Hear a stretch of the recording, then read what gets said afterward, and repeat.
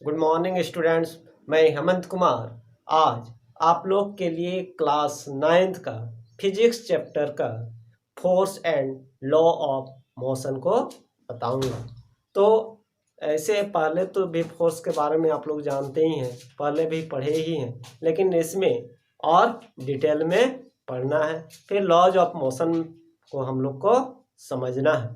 तो आइए स्टार्ट करते हैं। सबसे पहले फोर्स को देखते हैं। फोर्स क्या है? जैसे कोई भी ऑब्जेक्ट है उसको पुश करते हैं या पुल करते हैं, तो यही ना बोलते हैं कि इसमें फोर्स अप्लाई हो रहा है। इसी को हम लोग क्या बोलते थे? फोर्स बोलते। तो इसको और थोड़ा सा अच्छा से डिफाइन करेंगे। अब यहाँ पर देखिए कोई बॉडी है, उसको हम अगर यदि पुश कर रहे हैं या पुल कर रहे हैं तो उसका पोजीशन में क्या हो रहा है? चेंज हो रहा है। उसका पोजीशन में चेंज हो रहा है, उसमें हम लोग का एक्सलेरेशन आ रहा है। अब यहाँ पर देखिए इसको मतलब वेलोसिटी में उसका मतलब कोई रेस्ट में उसमें पुश कर दिए तो आगे बढ़ेगा ना, तो किस रेट से वो बढ़ेगा वो सब भी इसी में हम लोग का आ जाएगा। थोड़ा इसको और डिटेल में एक्सप्लेन करके लिखते हैं। कहता है इट इज ए पुल और पुश, ये तो जानते ही हैं। पुश और pull of an object that produces acceleration in the body on which acts, जिस पर वो एक्ट करेगा उसमें क्या प्रोड्यूसेज होगा? एक्सलेरेशन होगा। एक्सलेरेशन मैंने पिछला क्लास में बताया है मोशन चैप्टर में, rate of change of velocity, rate of change. अब यहाँ पर देखिए हम लोग का पुल और पुल, जैसे कोई यहाँ पर मान लेते हैं कोई ऑब्जेक्ट है, कोई ये ऑब्जेक्ट है, तो इसको हम इधर से पुश कर रहे हैं, इधर से पुश कर रहे हैं, तो ये इधर मूव करेगा, इधर मूव करेगा ना, तो उसमें क्या होगा? एक्सलेरेशन हम लोग का प्रोड्यूस होगा। मतलब हम जिस इसमें एक्ट करते हैं तो इसमें क्या प्रोड्यूसेज होगा? पुल और पुश करेंगे तो उसमें एक्सलेरेशन प्रोड्यूस होगा। तो हम लोग का फोर्स क्या होगा?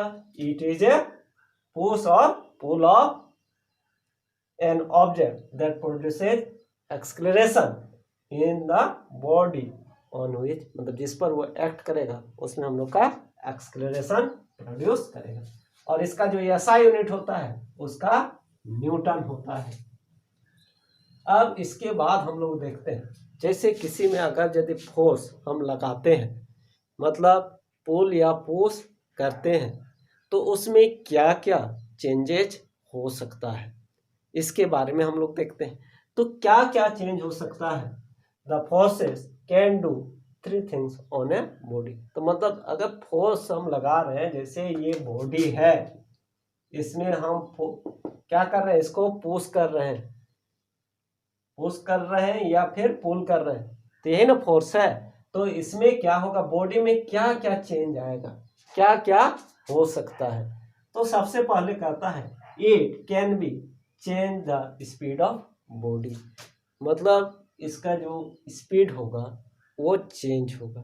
मतलब हम जोर से अगर यदि फोर्स करते हैं तो ज़्यादा स्पीड जाएगा, अगर यदि कम फोर्स लगाते हैं, धीरे से पुश करते हैं तो कम स्पीड से जाएगा।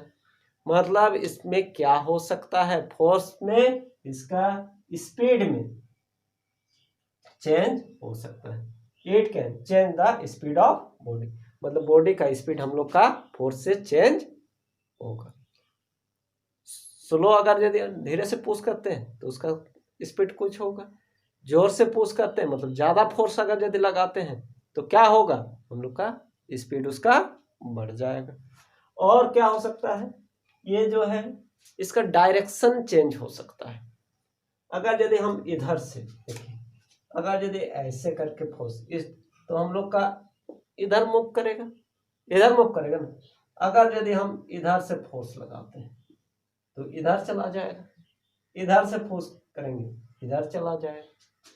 मतलब उसका डायरेक्शन में क्या होगा? डायरेक्शन में चेंज होगा। वही लिखे it can change the speed of body, पहले उसका स्पीड में चेंज होगा, सेकंड में क्या होगा? It can change the direction of motion, मतलब उसका डायरेक्शन में भी चेंज आएगा। तो क्या हो सकता है? स्पीड में चेंज हो सकता है, डायरेक्शन में चेंज हो सकता है।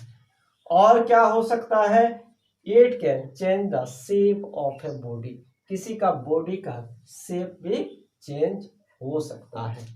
जैसे इसका एग्जाम्पल के लिए सबसे अच्छा हम लोग ले लेते हैं ना, स्प्रिंग को ले लेते हैं, स्प्रिंग को ले लेते हैं, ठीक है।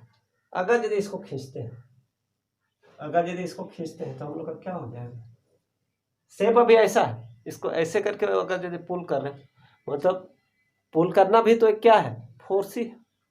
तो अगर यदि इसको कर रहे हैं तो क्या हो जाएगा, इसका देखिए, इसका शेप ऐसा था, अब इसका शेप बढ़ गया, इसका शेप में चेंज हुआ ना, तो कहता है it can change the shape of a body, तो इस बॉडी का शेप भी चेंज। तो इसमें हम लोग क्या देखें कि अगर यदि फोर्स में क्या क्या चेंज हो सकता है, उसका स्पीड में चेंज हो सकता है, उसका डायरेक्शन भी चेंज हो सकता है, और उसका शेप में भी चेंज हो सकता है।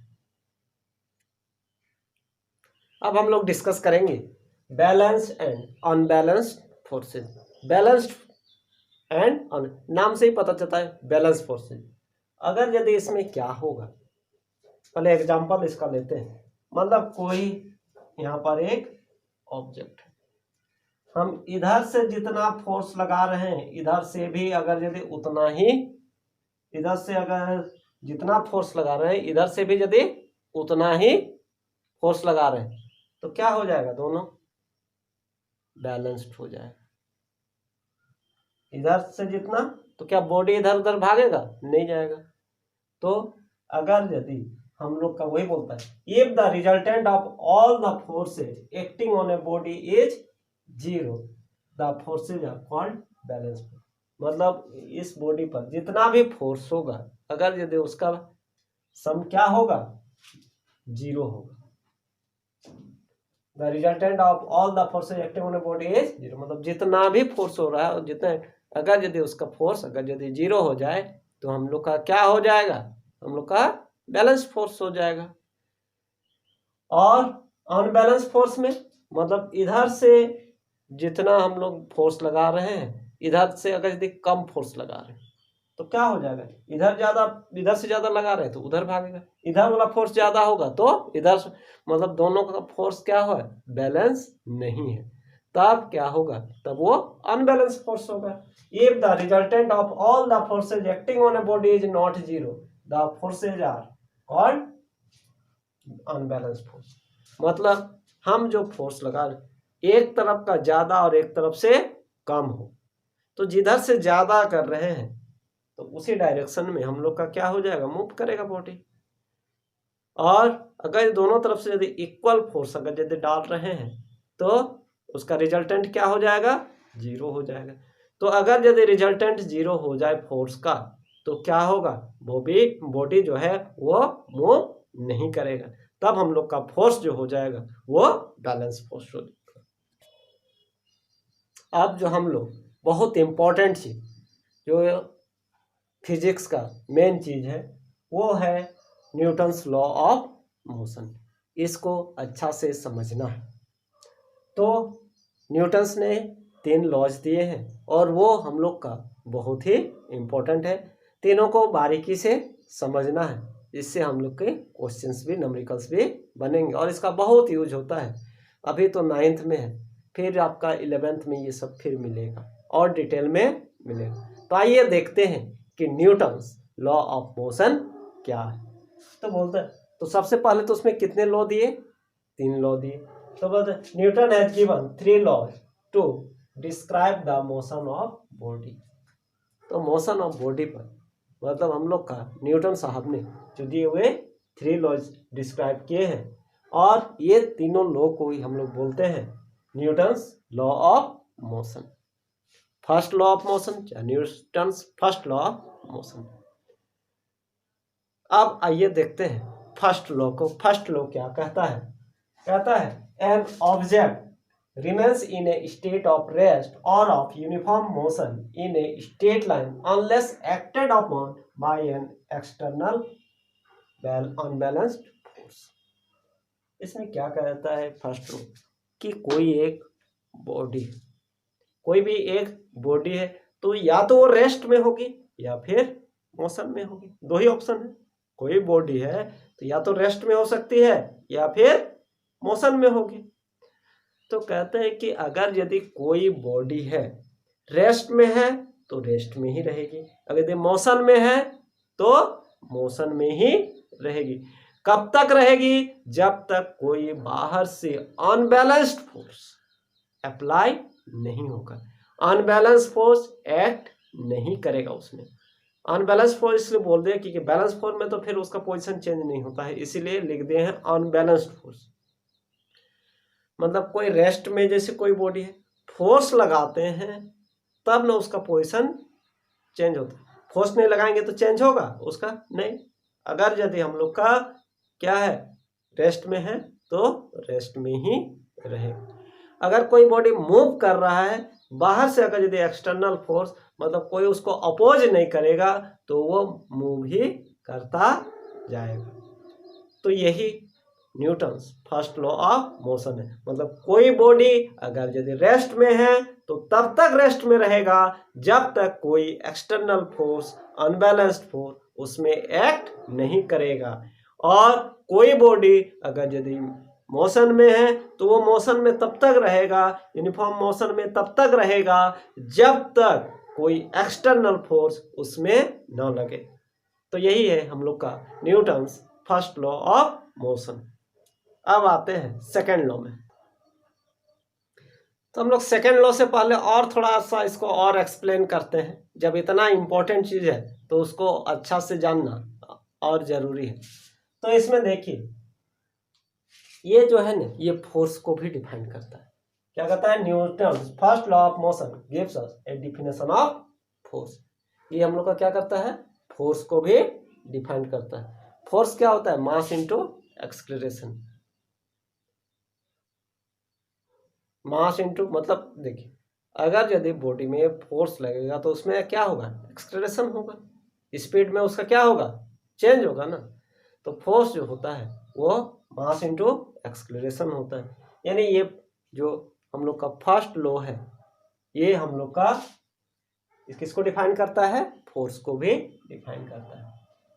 It says that a force is something which change or tends to change the state of rest or of uniform motion of the body। मतलब ये हम लोग का कह सकते हैं कि जो या तो चेंज कर देगा स्टेट का, जैसे स्टेट में मतलब रेस्ट में है फोर्स लग रहा तो चेंज हो रहा है कि नहीं हो रहा है? चेंज हो रहा है। मतलब उसका स्टेट को चेंज कर सकता है, चाहे वो रेस्ट में हो या फिर यूनिफॉर्म मोशन में है। और ये जो है हम लोग का एक वेक्टर क्वांटिटी होगा। फोर्स हम लोग का क्या होगा?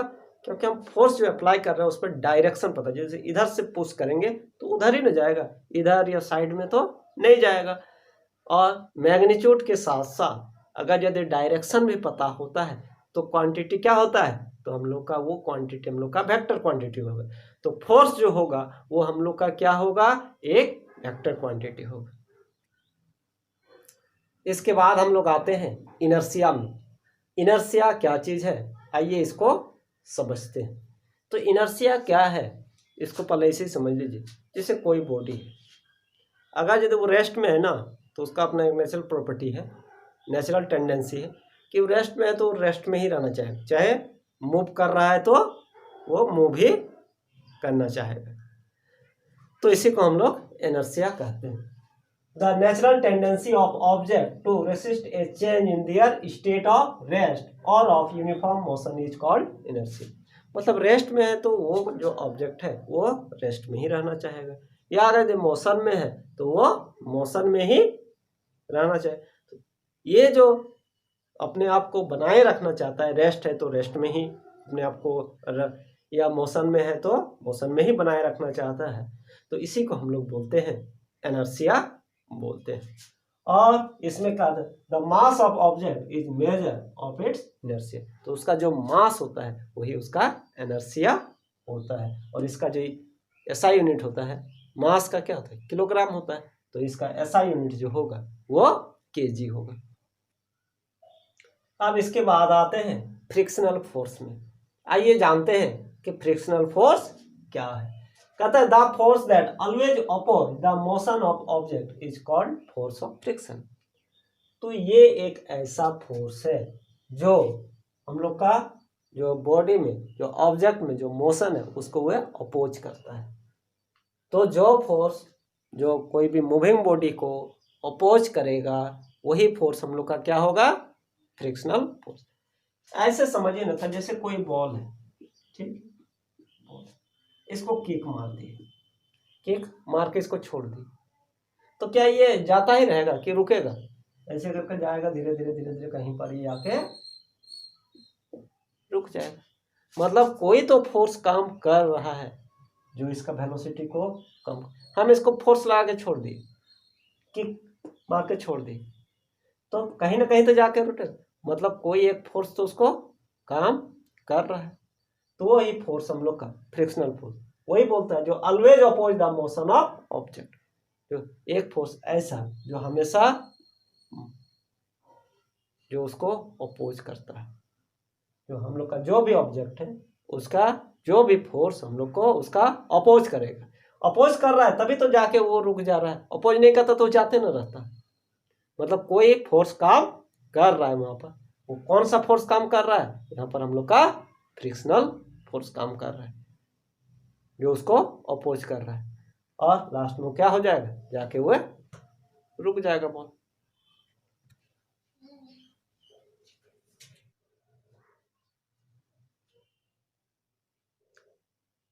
अब हम लोग आते हैं इसमें मोमेंटम में। मोमेंटम को जानते हैं कि मोमेंटम क्या है, उसके बाद सेकंड लॉ ऑफ मोशन में आएंगे।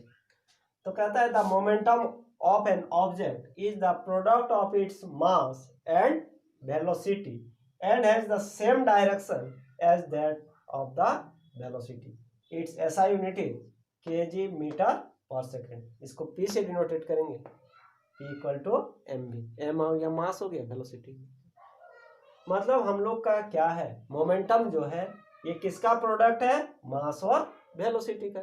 कोई भी बॉडी है तो उसका कुछ मास होगा ना, और जो मूव कर रहा है तो उसका कुछ स्पीड होगा, कुछ वेलोसिटी होगा।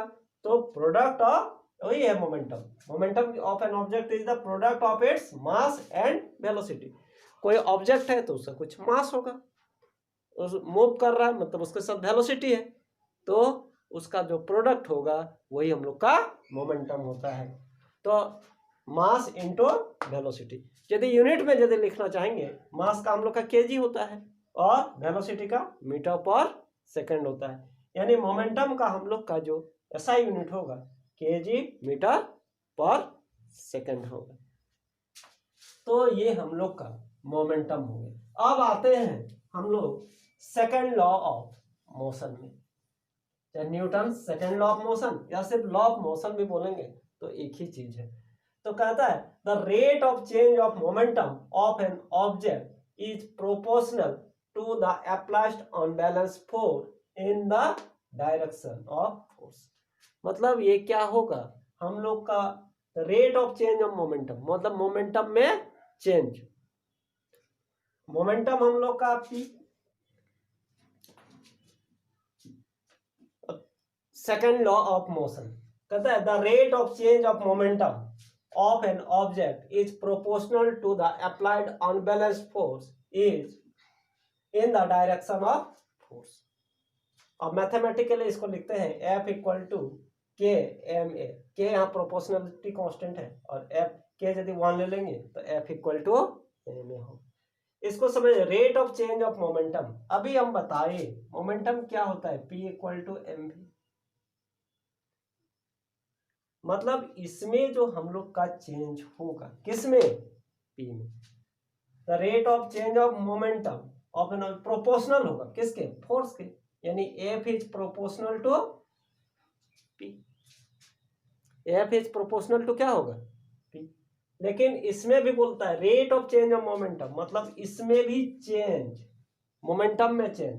तो P इक्वल टू हम लोग का कितना, एम भी। P इक्वल टू एम भी और V में चेंज, तो change in V, change in V क्या होता है, ये हम लोग का एक्सलेरेशन होता है। चेंज इन V हम लोग का क्या होता है, एक्सलेरेशन होता है।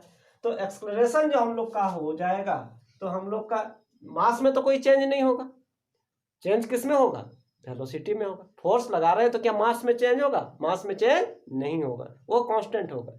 लेकिन वेलोसिटी में तो चेंज होगा, मतलब हम लोग का मोमेंटम में चेंज होने का मतलब वेलोसिटी में चेंज, और वेलोसिटी में चेंज का मतलब, वेलोसिटी में चेंज को क्या बोलते हैं, एक्सेलरेशन बोलते हैं। यानी एफ जो होगा किसके प्रोपोर्शनल होगा, मास इनटू एक्सेलरेशन।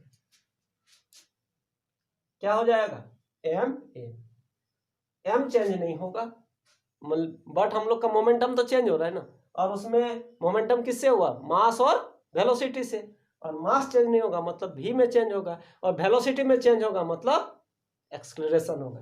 तो f is directly proportional to M ए।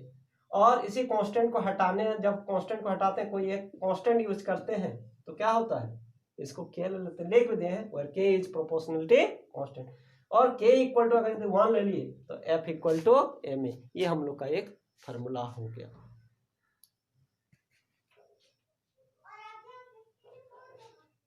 अब तो 1 न्यूटन को समझते हैं। तो कहता है a force of 1 newton, 1 newton के लिए, produces an acceleration of 1 metre पर second square on an object of mass 1 kg। मतलब क्या हुआ कि 1 न्यूटन जो हम लोग का फोर्स प्रोड्यूसेज होगा जब हम लोग का ऑब्जेक्ट का मास कितना हो 1 kg, और एक्सेलरेशन कितना हो, मतलब m इक्वल टू अगर यदि 1 हो और a इक्वल टू भी अगर यदि 1 हो, 1 मीटर पर सेकेंड स्क्वायर और 1 kg। तो ये जो हम लोग का फोर्स होगा 1 न्यूटन, तो 1 न्यूटन क्या हो जाएगा, 1 kg मीटर पर सेकेंड स्क्वायर।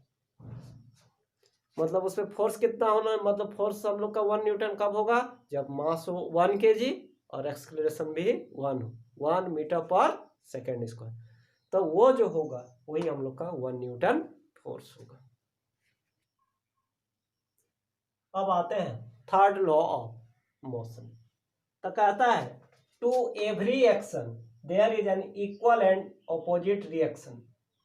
मतलब जो भी हम लोग का एक्शन होगा उसके ऑपोजिट और इक्वल में रिएक्शन भी होगा, and they act on 2 different body, और वो डिफरेंट डिफरेंट बॉडीज में होगा।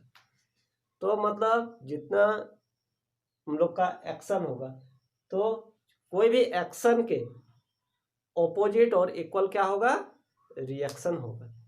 यानी इसको ऐसे समझिए कि जैसे हम लोग जो है, मान लीजिए जैसे बंदूक से ये जो गोले जो चलाते हैं, तो देखिए कंधे पर रख, मतलब इधर से जा तो इसका ऑपोजिट फिर इधर भी लग रहा है, तब जाके चाहे हम लोग जो मूव करते हैं, ग्राउंड को हम लोग क्या करते हैं, पुश करते हैं, तो ग्राउंड भी हम लोग का फुट को क्या करेगा, उधर से भी उतना ही हम लोग जितने जिस फोर्स से करेंगे उतना ही फोर्स से वो भी हम लोग को क्या करेगा, रिएक्ट करेगा, तभी हम लोग चल पाते हैं।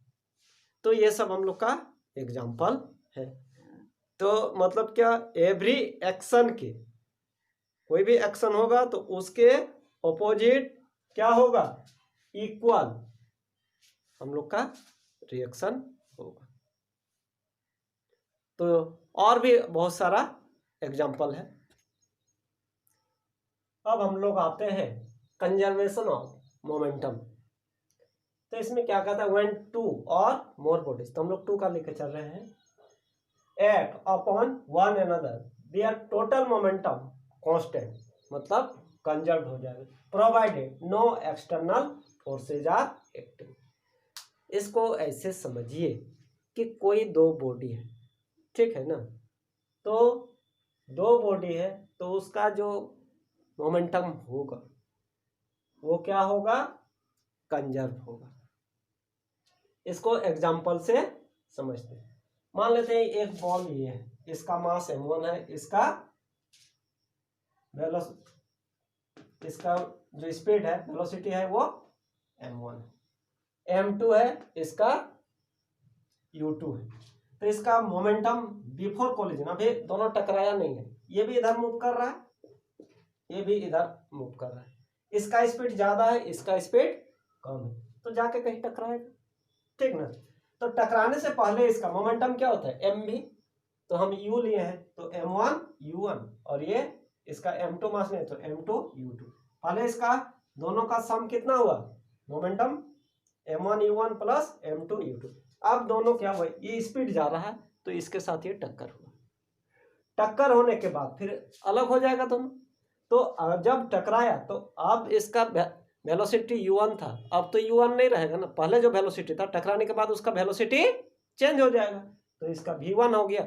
अब मान लेते हैं इसका भी वेलोसिटी चेंज होगा, मान लें इसका वेलोसिटी v2 होगी, लेकिन मास तो चेंज नहीं होगा। तो हम लोग का मोमेंटम आफ्टर कोलिजन कितना हो जाएगा, m1 v1 plus m2 m2। तो पहले जो हम लोग का कोलिजन से पहले जो इसका मोमेंटम था वो m1 u1 plus m2 u2, और बाद में जो हुआ वो आफ्टर कोलिजन हुआ m1 v1 plus m2 v2।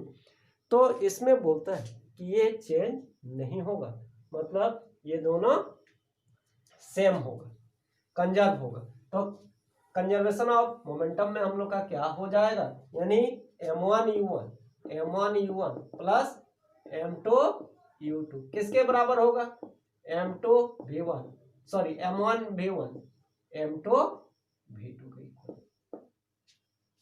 मतलब पहले जितना था मोमेंटम कोलिजन के बाद भी उतना ही मोमेंटम हुआ, मतलब कंजर्व हो गया। वही बोलता है कि हम लोग का इसमें जो मोमेंटम होगा वो कंजर्व होगा। तो इस टाइप से करना। अब इसके बाद नेक्स्ट क्लास में इसका नंबरिकल कराएंगे, थ्योरी यही है, और अगर यदि दिक्कत होगा तो फिर बताइएगा। आज के लिए ये इतना ही। Okay, thank you.